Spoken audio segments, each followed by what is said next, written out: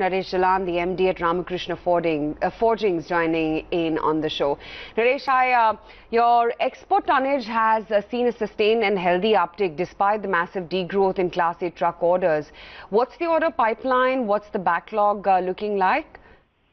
I think in 2019, we expect a robust market in Class 8.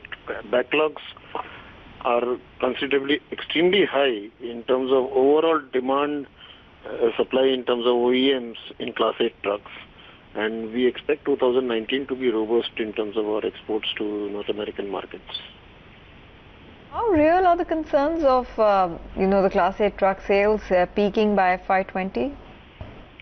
Yes, we expect FY20 to be there should be some slowdown, but I don't think there is going to be a considerable slowdown.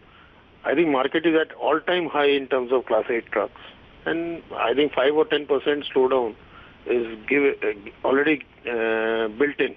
But I don't think we expect any major slowdown from the peak. Looking to de-risk the situation if it arises? I mean, would you look at increasing exposure to EU or to the Indian market, because one would want to kind of step back and work with a backup plan? We have already increased our exposures to EU market. In last quarter, we have almost for 10% of our sales have been to the EU, and we are almost at the verge of getting approvals from 2 large OEMs in the EU, which will increase our exports in FY21 to close to around 30% from the EU market. So that will obviously give us a de-risking from the North American sales. You're hoping to see export contribution from Europe to reach 30%, as you just alluded to that. I mean, you're working in that direction. Yes, by FY21. Okay. So is that the first stop? Is that the first target?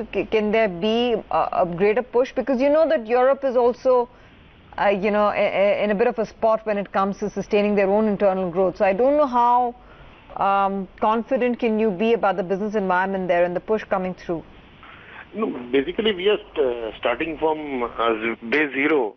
So obviously we have nothing to lose. So whatever share of business what we are gaining is going to be a gain for us.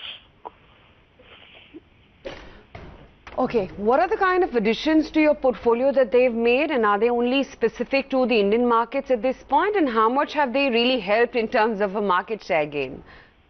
No, I think market share gain we are unable to judge right now, but we have been able to, on the front axle and rear axle, we have been able to make a major push into the European market. Okay. Despite a strong growth of 90% capacity utilization, what's the reason for delayed capex for FY20? Are you seeing any concerns in the CV cycle post FY20, and what is your outlook thereof for the domestic CV business? No, we have not delayed the capex cycle. Basically, we have been very considerate in terms of managing our debt. So we are looking at how the market behaves. Accordingly, whatever cash we generate, we put back that into our capex instead of increasing our bank borrowings. We would like to have a prudent debt management policy. We don't want to go in plowing cash into the capex by borrowing.